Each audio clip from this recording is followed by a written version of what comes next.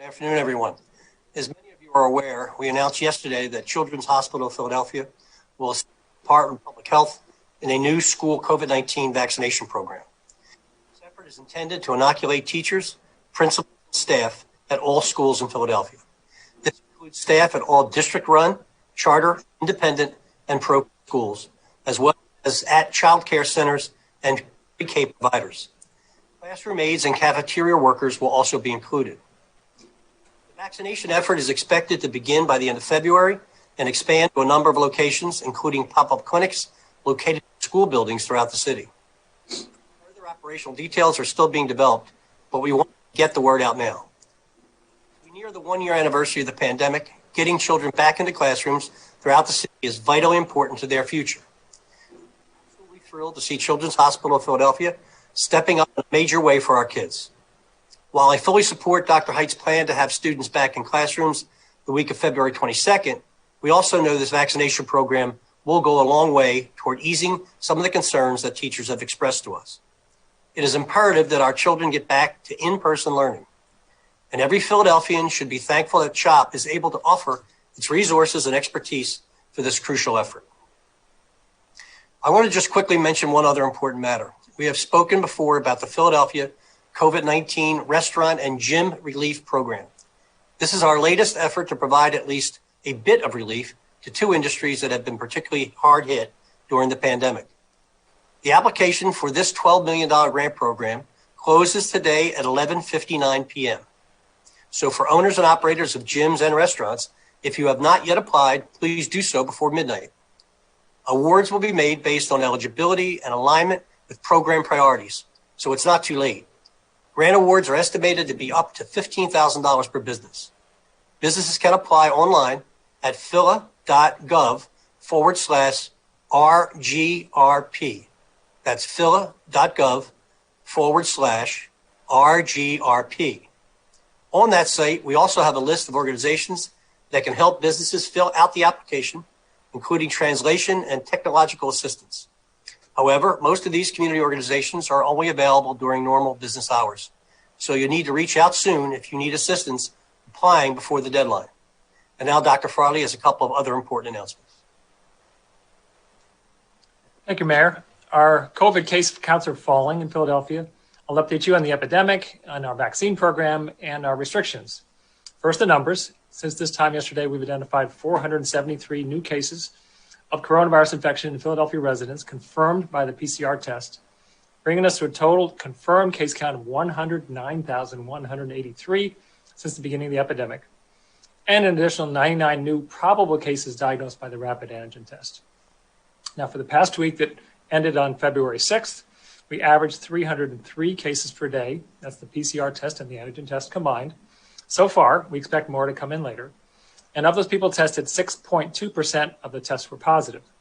Now, for comparison, the week before, we averaged 371 cases per day, and 6.3% of the tests were positive. So our case counts are still high, and we still need to take precautions, but it's nice to still see that continued downward trend. As far as deaths, we have 8 new deaths identified today, bringing us to a total of 2,955 since the beginning of the epidemic. Now, we peaked at somewhat over 100 deaths per week in late December. And in January, we're averaging about 60 to 80 deaths per week. That number has generally been falling with the declining case counts. Now, let me move on to vaccination. First, let me just say, I realize that many people want this vaccine, and I'm really glad that they do want this vaccine. But also, I know that many people continue to be frustrated that they can't find a way to get it. Because of the limits on doses and because of our vaccination capacity, that is the situation we're in right now, and we are working on all that. We have 3 guiding principles as we go forward here. First, to get the vaccine out as fast as possible to people.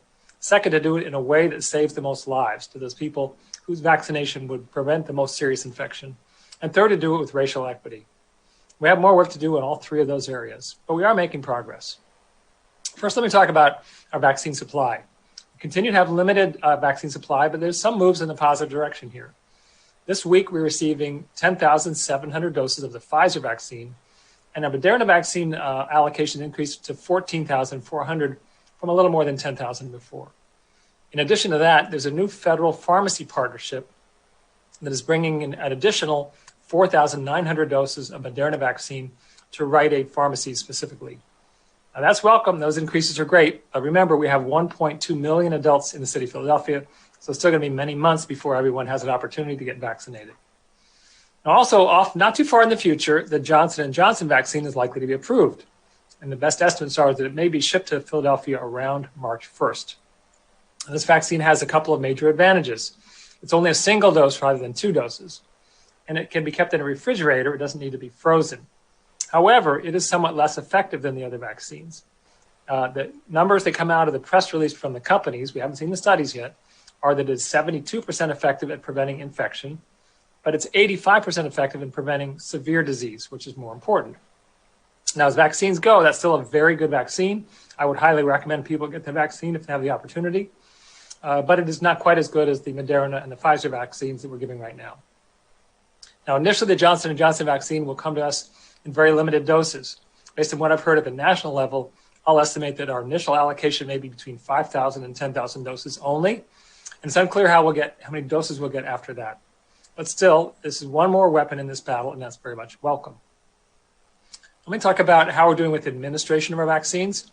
As of this past Sunday night, we reported vaccinations of 121,250 people for their first doses, and 50,000 people of those have received their second doses. So far, most of those people who have been vaccinated are healthcare workers. Now, the other people who are eligible in phase 1A are people who live in nursing facilities or facilities like that. So there are teams from the pharmacies that have visited 83 nursing homes, assisted living facilities, and personal care homes. And 42 of those sites now have had 2 visits. And they delivered 17,600 doses. So we are making real progress amongst the people who are clearly the most vulnerable for serious disease. So we're now in phase 1B, as we said before, and we'll be in this phase for many weeks. That includes people who are frontline essential workers, and we're continuing to vaccinate our first responders, people in the jail, service providers who work with vulnerable populations, and soon transit workers. People also eligible now are people who live and work in congregate settings like behavioral health facilities, people over the age of 75, and people who have high-risk medical conditions, especially those with cancer, chronic kidney disease, organ transplant, and diabetes. So how's the vaccine being made available now? For hospitals, they are inviting patients to their facilities who meet those criteria, who are over the age of 75 or chronic medical conditions. And they're bringing them into their clinics to be vaccinated. Likewise, the federally qualified health centers and other clinics like that are inviting their patients in to be vaccinated. That started out fairly slowly, but that should increase this week. Then we have mobile teams that are going out primarily to behavioral health facilities to vaccinate people in those facilities. Then one area that's growing fairly substantially is pharmacies. We now have ShopRite, 3 locations, and Walgreens with 11 locations, and Rite Aid offering vaccination. The Rite Aid currently has 26 locations, and that'll be expanding to 77 locations this weekend. Now, the eligibility for these pharmacies is going to be age 75 or older. For Rite Aid, they're still working on healthcare workers, but they'll be shifting to age 75 this weekend. So we're really trying to target these pharmacies for those people who are elderly, who are extraordinarily high risk. So we're asking people, if you're under the age of 75, please don't sign up for a vaccine at a pharmacy. The systems won't easily screen you out, but that's not what this is about. If you do go there and you're younger, then you're basically preventing somebody else who is over the age of 75 from being vaccinated. Those are the pharmacies that will have a vaccine this week. More pharmacies will be announced in the future. Then in addition to that, we have our mass clinics. Now, they're mass clinics run by the health department at the convention center. This past week, we've been doing the second dose clinics for people who received their first dose from Philly Fighting COVID. In the last week, we vaccinated more than 2,500 people. That was Tuesday through Saturday. And this week, from the 9th to the 13th, we'll be vaccinating approximately 4,400 people. Then there will be an increasing number of mass clinics that are run by hospitals. The first one to talk about today is one run by a combination of Mercy and the Penn Medicine System. They're going to be the Church of Christian Compassion this Saturday, February 13th. It's a single clinic to vaccinate people in one particular community. So that's not the overall citywide strategy, but that's just one of many mass clinics I hope that you'll be hearing more about in the future. So more to come on that. And then there are mass clinics run by the Black Doctors COVID Consortium, and I hope more organizations in the future. In addition to that, the health department will be doing an ongoing series of mass clinics beginning the week of February 22nd. Now, there are 3 sites that have been chosen so far to run those clinics. The Community Academy of Philadelphia Charter School, 1100 East Erie Avenue is one. Then the Martin Luther King Older Adult Center in North Philadelphia at 2100 Cecil B. Moore Avenue is a second.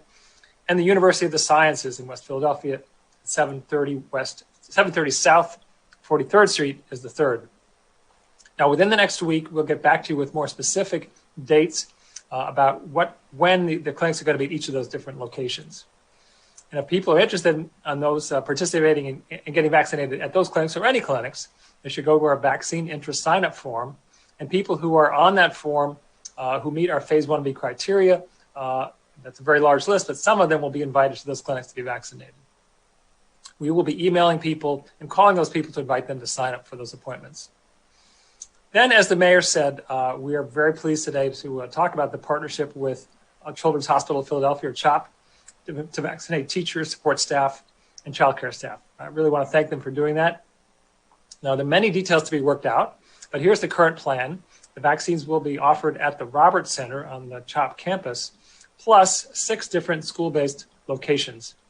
The schools will provide a list of names of their staff to CHOP, and then at the same time, the schools will notify their staff on how they can contact CHOP to schedule an appointment.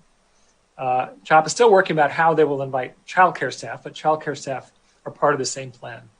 This whole plan will start the week of February 22nd, and the goal is to complete it over the course of 8 weeks. There's a large number of people involved. We can't guarantee they'll meet that goal, but that's the goal.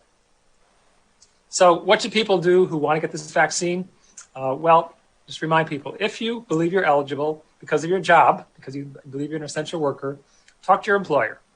And if you think you're eligible because you have a medical condition that qualifies you, or you're over the age of 75, check the clinic where you receive your medical care or the health system where you receive your medical care. Or if you are over the age of 75, you can check with the pharmacies that I mentioned earlier. And if you're anyone else or you're not sure, then put your name into our database, www.phila.gov/vaccineinterest. That's www.phila.gov/vaccineinterest, one word. And we'll notify you when opportunities arise. But just to warn you, if you're young and healthy, expect to wait. This is going to be a long process.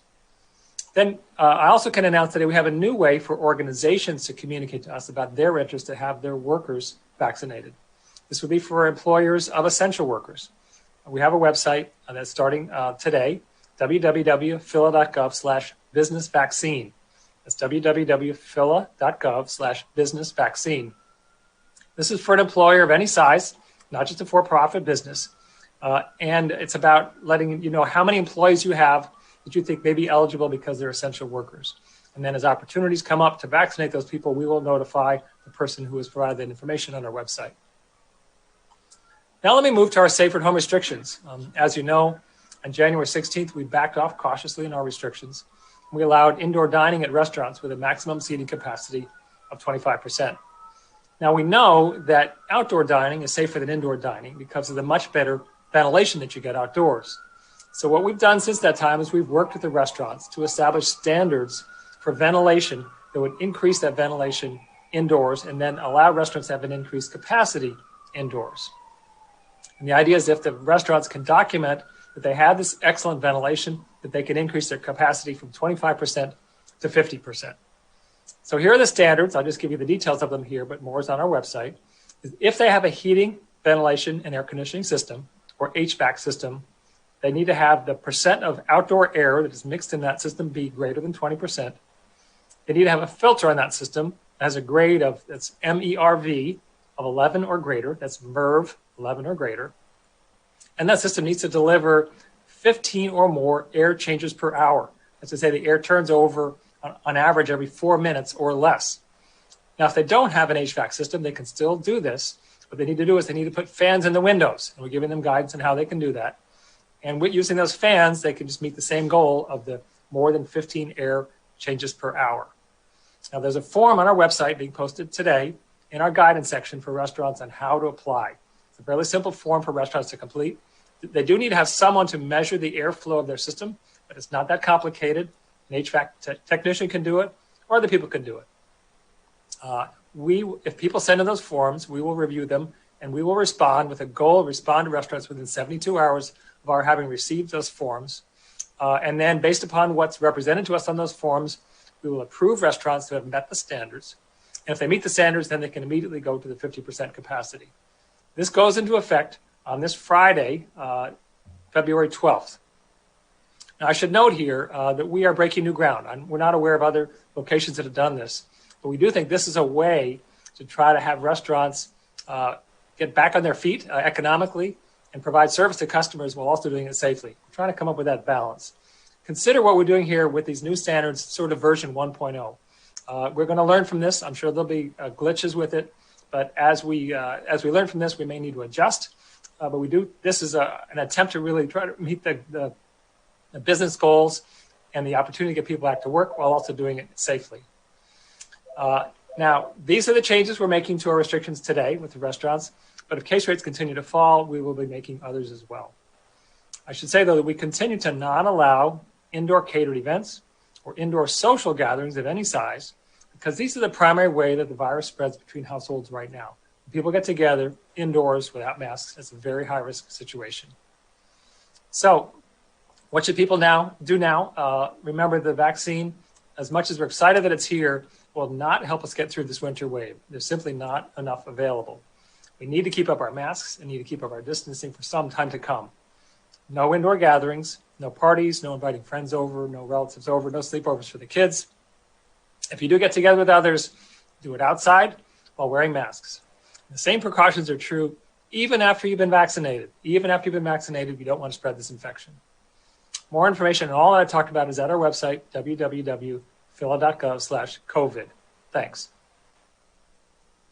All right. Thank you, Dr. Farley. And as I mentioned earlier, we are going to have Armando's translation of the mayor's and Dr. Farley's remarks at the end at 2 p.m. so that we have enough time to get to your questions on all of these announcements. And of course, today we are again joined by Managing Director Tumar Alexander. Because of limited time, only one representative from each media outlet is permitted to ask questions in the first round. Reporters are asked to limit their questions to 3 or fewer. And we are limiting the first round of questions to the topic of COVID-19. If there's time, we'll do a second round and then potentially take questions on other topics. So if your hand is raised now and it is not on COVID-19, please lower it and we'll let you know when we open it up to broader topics. And with that, let's go first to Mitch Blocker of NBC 10. Mitch. Thank you, Mike. Good afternoon, everybody. Dr. Farley, regarding teachers and vaccinations, I want to ask you, some teachers are concerned about going back to school before being fully vaccinated or having the immunity take effect. What do you suggest they do? You know, there have been a number of schools that have been open throughout all of this without any vaccination, and those schools in general have done very well. We have had some spread in schools, but it's been pretty small.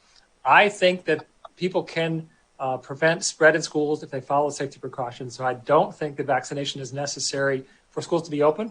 And I think teachers should go to school to work and provide our children education, even if they don't have the vaccine yet. This program will try to get the vaccine to them as quickly as possible. But if we wait until every teacher is vaccinated to open up school, get kids back, we may miss the entire school year. But we do understand the level of concern that teachers and everybody has. Frontline workers have been having this concern since, back in March of 2020. So we want to move quickly with CHOP and some of our other resources to get as many vaccinated as possible. Everybody's on edge. Everybody wants their vaccine. I signed up for one myself. I don't know when that'll be. And I understand the stress. So we're going to work with CHOP to try to get that done.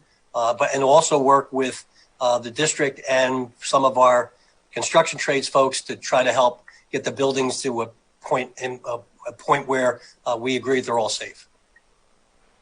Thank you, gentlemen. And Dr. Farley, last week, I know you asked local hospitals to release their extra doses. Now that seems to be happening. How many extra doses or how many stored up doses do hospitals have for these clinics? And how have you reallocated where you send vaccine because of these new vaccination sites? Most of the vaccine that is coming in this week is going to places other than hospitals. Even though the hospitals are stepping up their vaccination, they had enough in storage that other places could get it. So more doses are going this week to federally qualified health centers and other clinics. More doses are going to pharmacies, and then doses are going to these mass clinics. And so we're going to continue to adjust and see how quickly all these organizations are vaccinating people, and as well as the demographics of people that are vaccinated, and channel the doses accordingly. But is there an overflow supply in hospitals right now? There is vaccine stored in hospitals and clinics and pharmacies. There is a certain inventory throughout the system.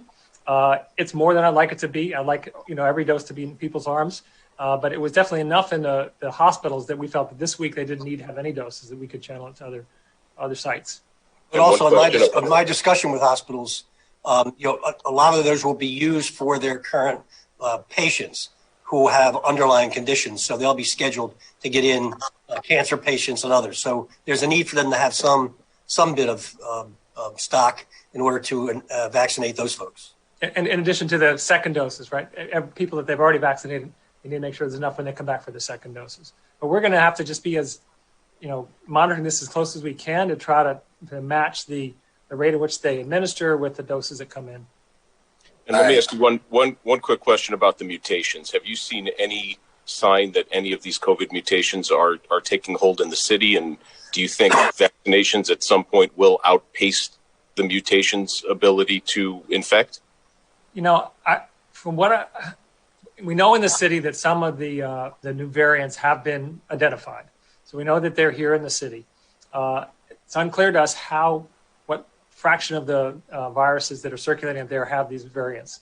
I am concerned about some of the stories that came out of South Africa this week that suggested that some of the vaccines were less effective, or the AstraZeneca vaccine was ineffective against some of the variants there. So I am concerned about that. I think that's something we need to watch closely. I would say, let's review this. All the vaccines we're using now is kind of version 1.0 of the vaccines. And we may very well need future versions of the vaccines. We may need to be all vaccinated once a year as the virus continues to change. So this is all changing very rapidly. I don't believe we're seeing this as a problem in Philadelphia now, but it's definitely a concern over the longer term. All right. Thank you, Mitch. Let's go to Jeff Cole of Fox 29. Jeff, you're up.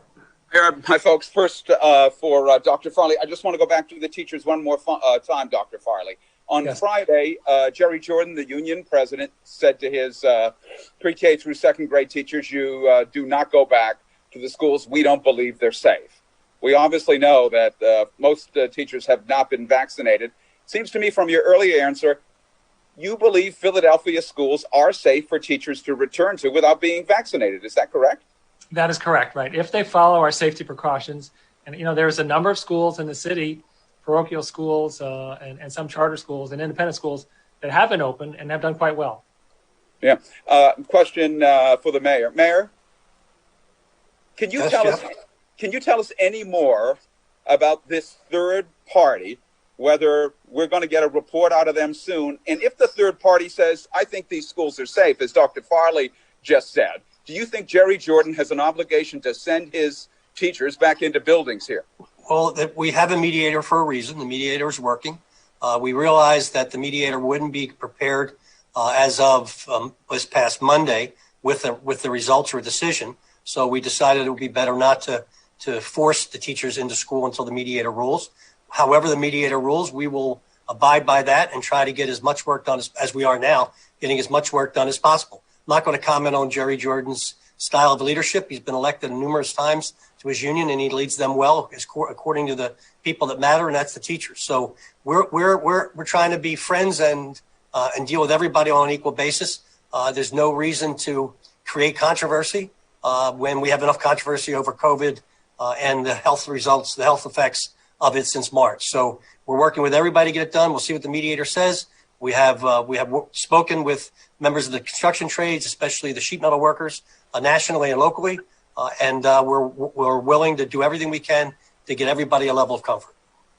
One more, Mayor, and I have 3 questions, so this is my last one. You've said that you believe particularly young students, need to be back into classrooms. And clearly, the reporting nationally has been that kids on certain levels, particularly young kids, are suffering. Yet, Dr. Farley said he believes the buildings are safe. Dr. Haidt said he thinks the buildings are safe, and he wanted folks back Monday. And you said, "No, you don't have to go back." Didn't you undercut Haidt's mandate? No, I think you don't have to go back. You're not going to be able to force people to go to work. I mean, especially in this environment. What we're going to do, we're going to send the police out to pick them up and take them to the classroom. So, But it's safe. The classrooms are safe. We agreed to do a mediator, which we're doing. That's the process we're following. In the meantime, we're getting chopped to vaccinate people, I believe, starting on the 22nd. I'll try to get everybody a level of comfort and not do it in a contentious way. All right. Thank you, Jeff. Let's go to David Melandra of Philly Sports Network. My question is for Dr. Farley. During the Super Bowl pregame show, President Biden said that the NFL offered up all 32 NFL stadiums.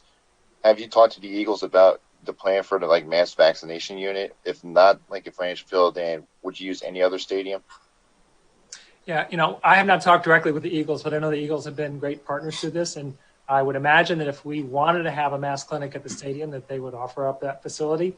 I don't think that that's the best way to get vaccine available right now. We have a limited number of doses. If we ran a mass clinic down there, we would be vaccinating more people from New Jersey or Delaware than we would from the city of Philadelphia. And we only are given doses appropriate to the population of the city of Philadelphia. So having something that's more centrally located to people who are in Philadelphia neighborhoods than the stadiums and accessible to people who don't have cars is more important to us right now. Now, that may be different in the future when we have more vaccine available, but at the moment, we're not pursuing that. All right. Thank you. All right. Thank you, David. Let's go now to Sean Walsh of The Inquirer.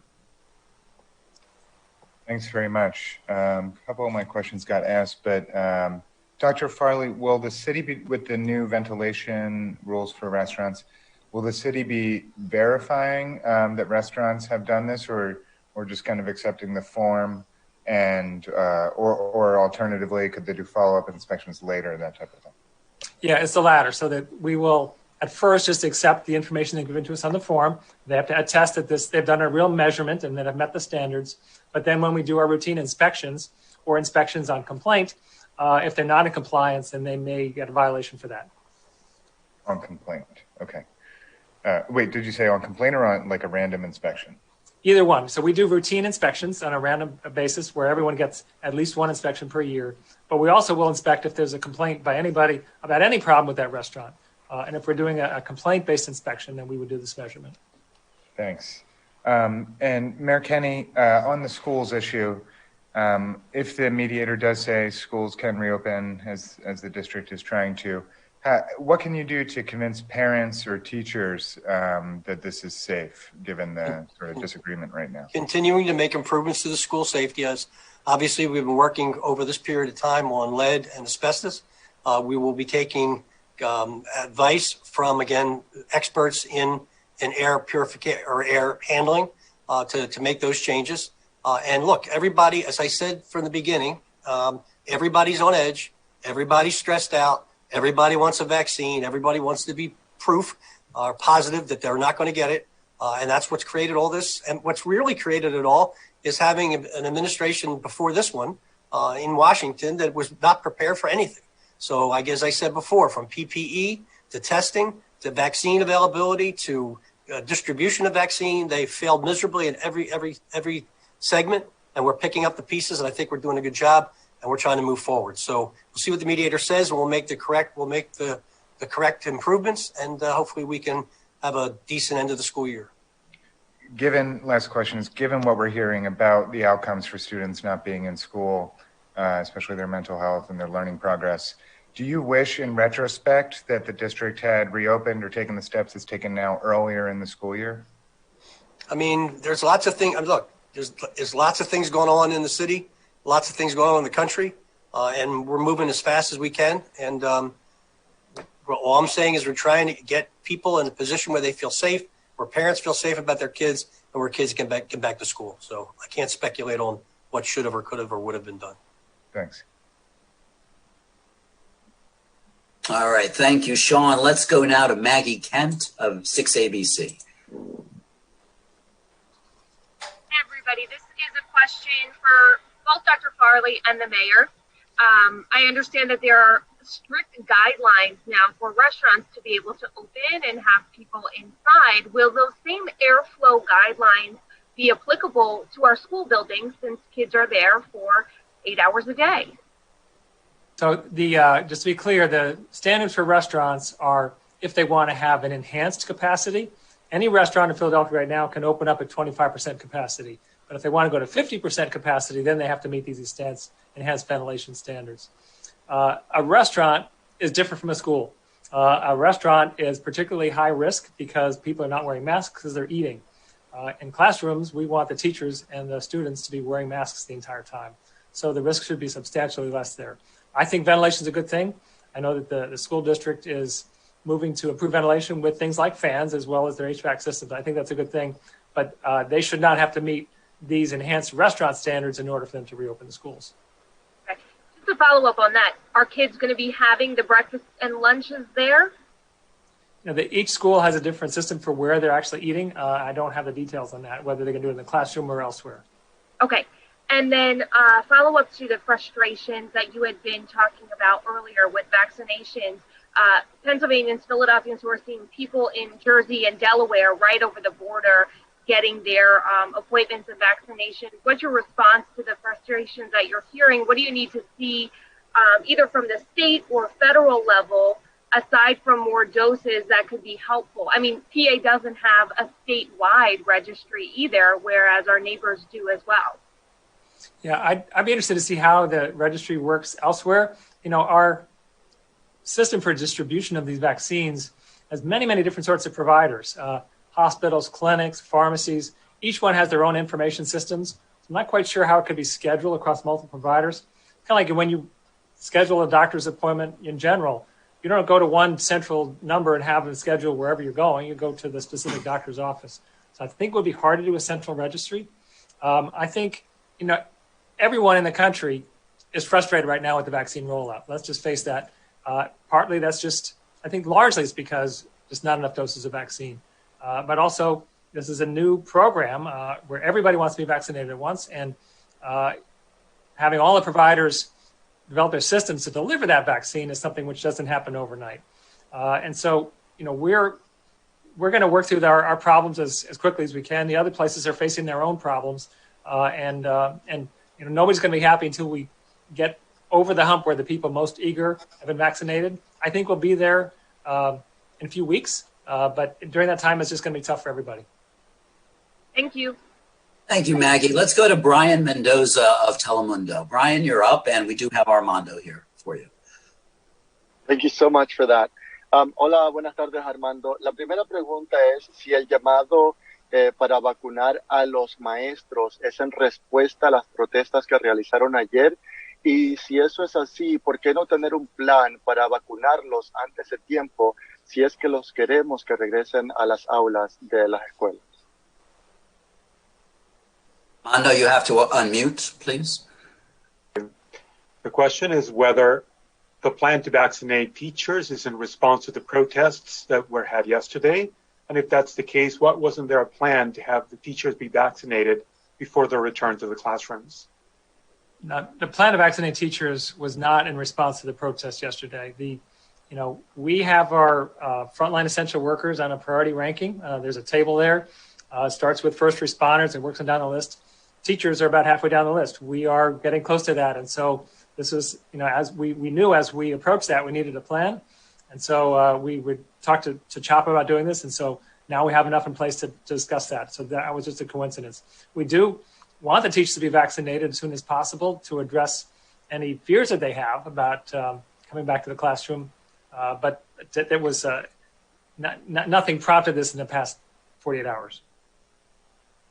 La respuesta del comisionado Farley es que tenemos un plan de vacunación que ya estaba instaurado y tenemos la prioridad para aquellos socorristas de primera línea que tenían la prioridad y los maestros se encontraban en la mitad más o menos de esa lista de prioridades.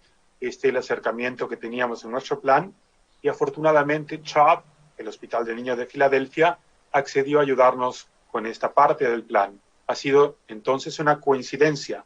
Obviamente queremos que todos los maestros estén vacunados lo antes posible para que puedan volver a las aulas sin temores.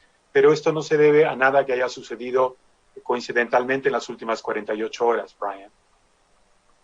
Listo. La segunda pregunta, Armando, es, el doctor Farley mencionó que no se tiene ningún plan para usar los estadios, como por ejemplo el Lincoln Financial Center, para hacer un centro de vacunación masivo.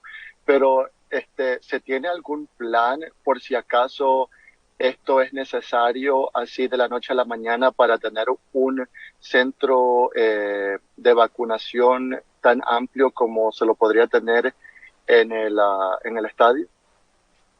The second question is also for Dr. Farley. Dr. Farley, we know that there's no plans to have a center of vaccination be put in stadiums such as the Lincoln Field Center, but is there a mass vaccination plan in place that would make it possible to use such a stadium and others should it become necessary overnight to have a mass vaccination center in place? Well, we have mass vaccination clinics that I talked about earlier today that we're going to be having in different neighborhoods across the city. We are continue to work on plans for other mass vaccination clinics. And so there will be, at some point likely to have others announced in other locations across the city, but I don't have anything else to announce right now. Nosotros ya contamos con centros de acceso masivos en diferentes barrios de la ciudad y tenemos planes para expandir estos locales de acceso para la vacunación en masa. Por el momento no estamos listos para revelar ninguna otras ubicaciones fuera de las que ya tenemos. Gracias, Brian.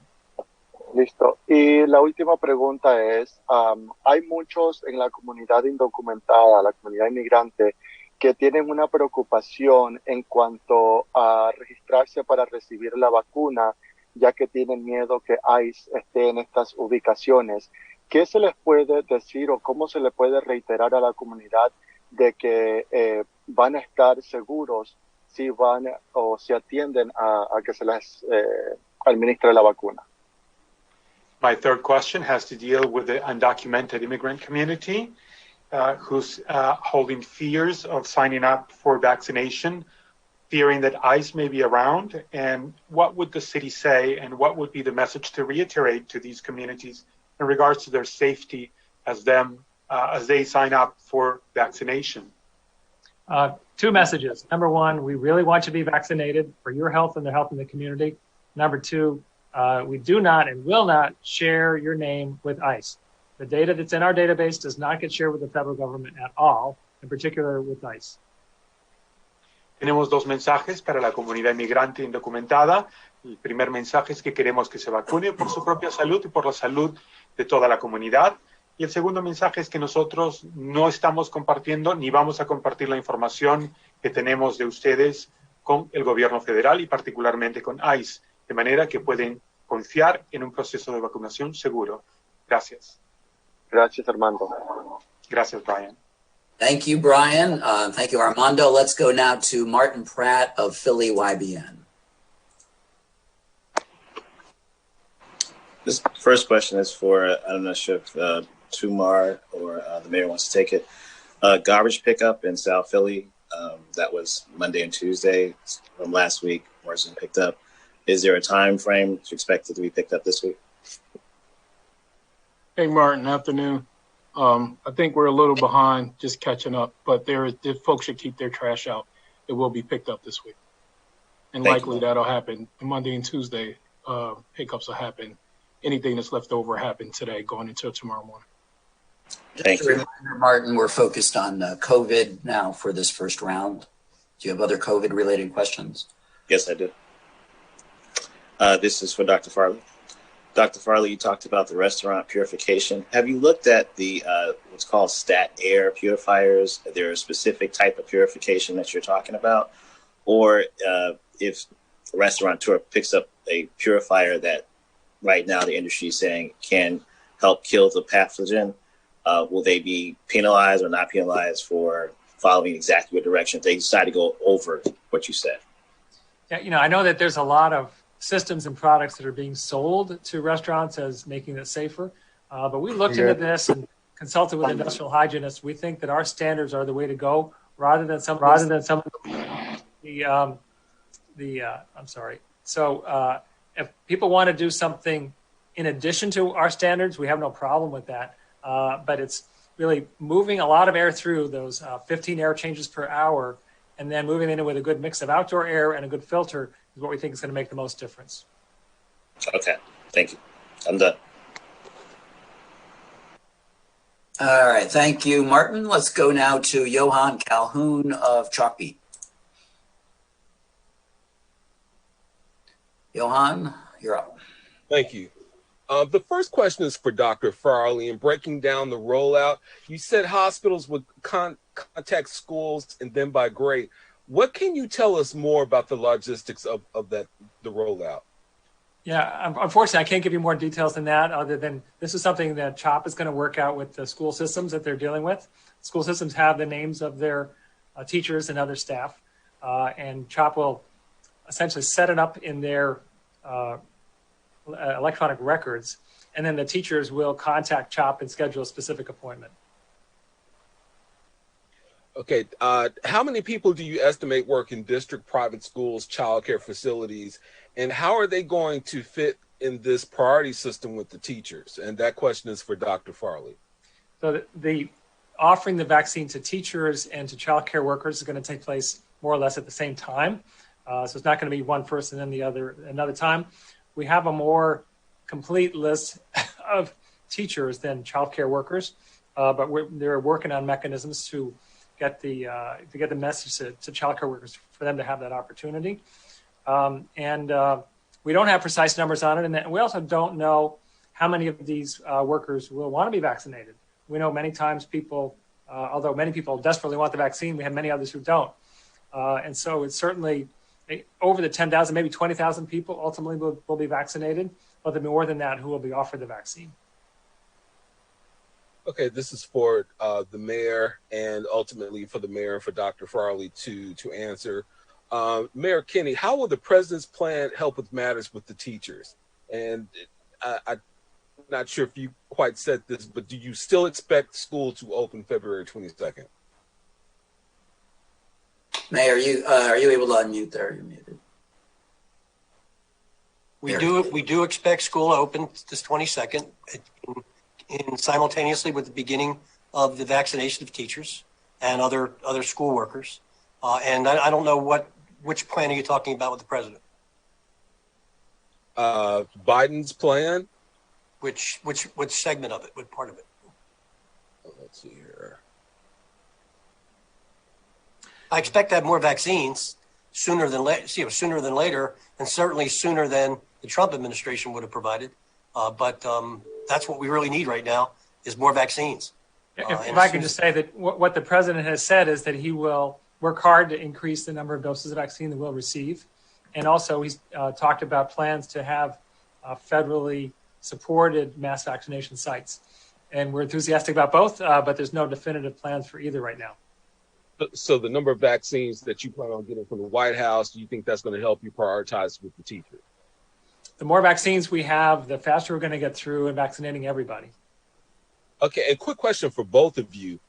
Let me get your thoughts on this photo of the fans that has gone about. Is that photo hype or is it valid concern? I haven't seen the photo, so I can't answer the question. I haven't seen the photo either. What is it of?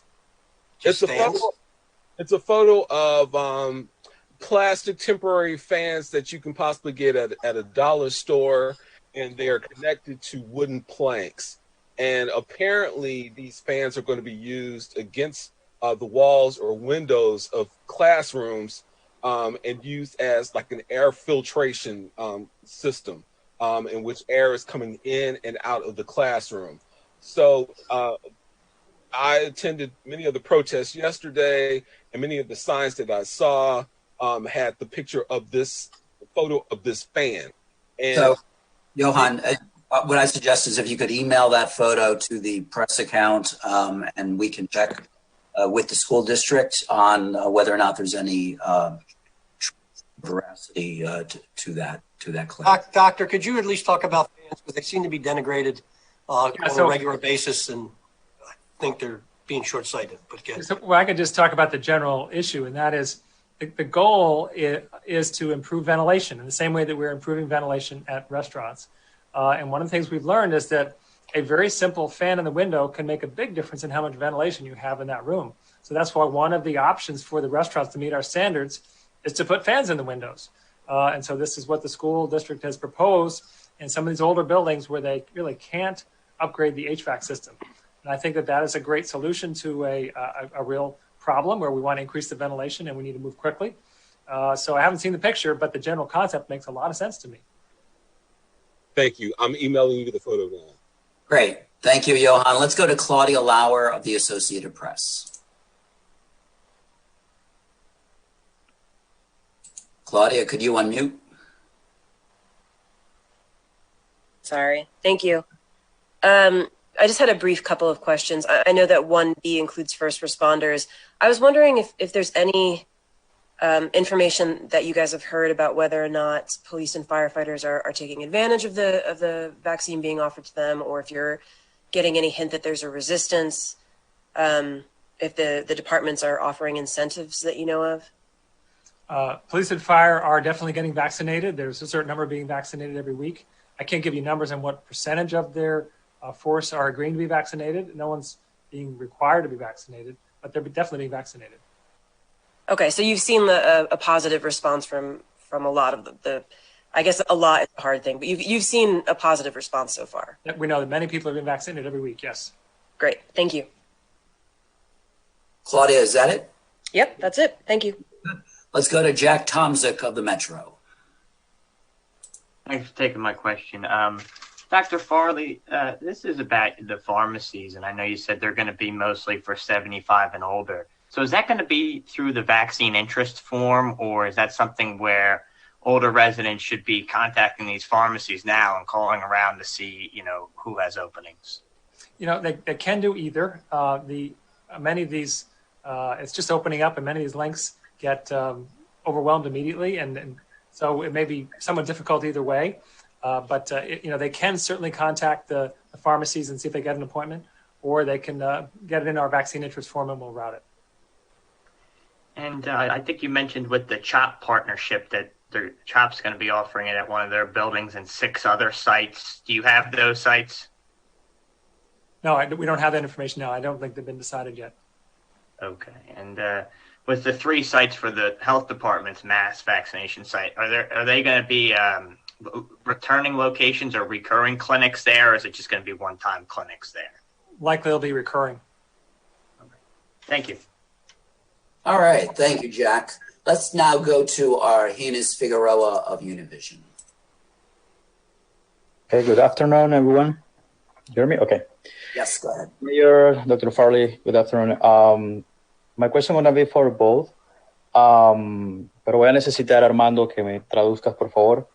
La primera pregunta es puede ser para el alcalde y también el Dr. Farley. Ayer vimos una protesta de maestros frente al distrito escolar porque no se sienten seguros de entrar a las escuelas sin ser vacunados. Ahora, con la incorporación del hospital de niños para este proceso, ¿creen que podría ser el fin del conflicto actual sobre justamente esta preocupación de los maestros? Yesterday, this is a question that can go both for Mayor and Dr. Farley. Yesterday, we've seen some protests of teachers in front of the school district building because they don't feel safe about coming back to the classrooms. Now that there is a program in place with CHOP to have them vaccinated, do you think this will be the end of this protest from teachers? I mean, certainly people, organized labor, individual people have a right to protest anytime for any reason about any issue. Teachers are organized and they're articulate and they have a definite opinion about things, whether it's this particular program or whether it's curriculum or plant conditions in the school, and they have a right to express those opinions. So do I think it will stop protests? No. I think that there'll be other issues in a very old school district that's underfunded by the state. We're going to continue to have issues that pop up, and we're going to work together with them to rectify those issues. El alcalde nos responde de que los trabajadores organizados y la gente en general cuenta con el derecho de protesta, y obviamente los maestros son gente organizada y son gente que articula sus quejas de una forma vocal. Por lo tanto, ya sea con este programa de vacunación o con otras cosas, van a continuar estas propuestas. Este proceso de diálogo no se va a detener, especialmente cuando contamos con un distrito escolar antiguo que no cuenta con los fondos necesarios para satisfacer todas sus necesidades. Si no sea este tema, va a ser otro tema. Los maestros van a continuar protestando probablemente como temas de currículo, no solamente la vacuna, pero nosotros vamos a trabajar juntos con ellos, reconociendo su derecho de protestar y comunicarse. Gracias. Gracias. Mi próxima pregunta será para el doctor Farley. Y es que cerca del 3% de personas vacunadas en la ciudad son hispanas. Eso nos lo dijo un portavoz del Departamento de Salud y atribuye que esto principalmente es a que la mayoría están siendo administradas, la mayoría de las vacunas están siendo administradas en hospitales. ¿Está el departamento actualmente conversando con estos centros de salud que sirven a los hispanos? ¿Cuál sería el estatus de estas conversaciones y cuál sería la planificación para que los hispanos tengan acceso a las vacunas? This is a question for Dr. Farley, mostly. About 3% of the people vaccinated in the city are Hispanic, and a spokesman for the Department of Health has attributed this fact mainly to the fact that most of the vaccines being administered in hospitals. Is there a dialogue ongoing now with the health centers that serve Hispanics? Where are those conversations going and the planning, and eventually to have them vaccinated? Yeah, so we are under vaccinating Hispanics in the city, and we recognize that. And we are directing more vaccine to those clinics that serve that population. And they're really just getting started, but we are directing more vaccine, and it's important to us that they vaccinate more of their patients. In addition, we've had just in the past 24 hours or so meeting with advocacy groups that represent that community to try to figure out how to do better outreach to that community and bring them into vaccination sites. Efectivamente, nosotros no estamos vacunando tantos hispanos como debiéramos y pudiéramos, y estamos tratando de transmitir instrucciones a estas clínicas comunitarias para que traten de llegar a la mayoría de sus pacientes y sus clientes. También nosotros estamos tratando de incorporar más clínicas y más centros. Nosotros estamos teniendo conversaciones, las hemos tenido en las últimas 48 horas con grupos de abogacía de esas comunidades para llegar a ellos, porque tenemos la intención de vacunarlos y llegar donde ellos estén. Gracias. Muchas gracias a ustedes.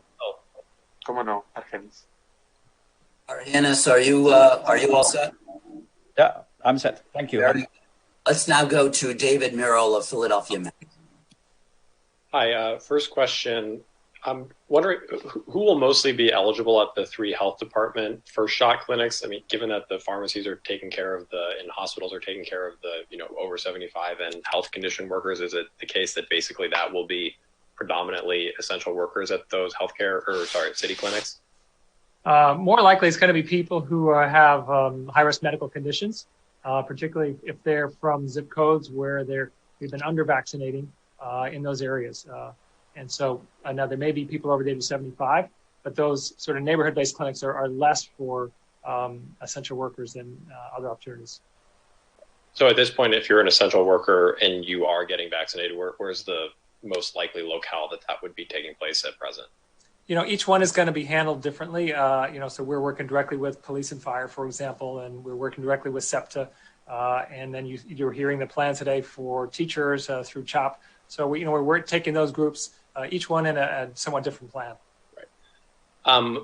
Relating to the teacher CHOP plan, could you share a little bit about how many additional weekly doses CHOP will be getting for that effort, and sort of given the 8-week goal timeline that you laid out, sort of what the ideal pace of weekly vaccination for teachers will be?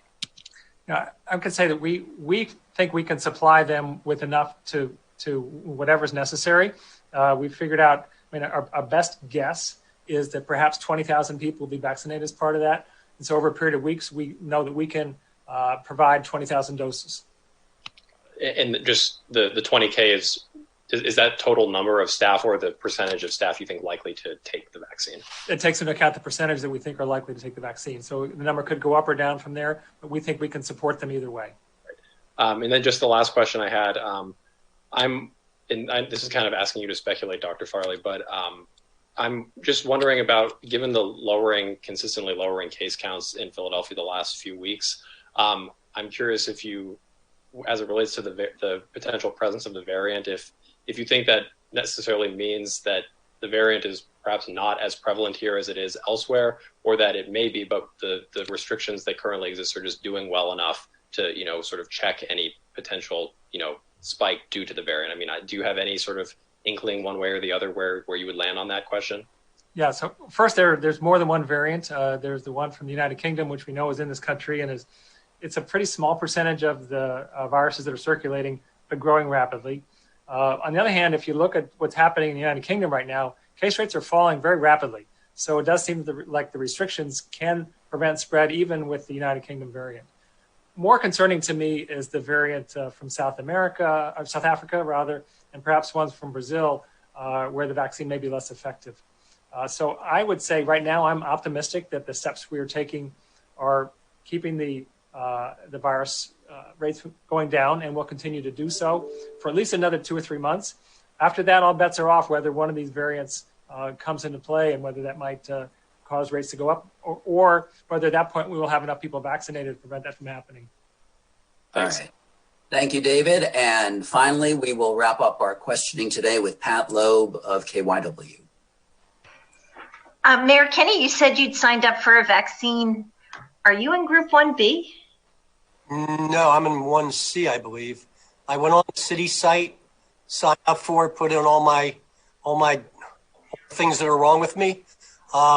Usually it just over, and they said accepted, and we'll contact you when you have a spot. And I'm not expecting it till, I'm hoping like, April, May or whatever. So we'll see. Okay, so people can sign up now. Yes. Even if they're not in 1B. I mean, you're not going to get it. You're not going to get a date when your information's accepted, but you will get confirmation that you're in the queue based on your age, your other conditions around you, your conditions in your body, your weight, all those things. You'll be given a date to come in. Great. Thank you so much. That's why everybody needs to wear their mask.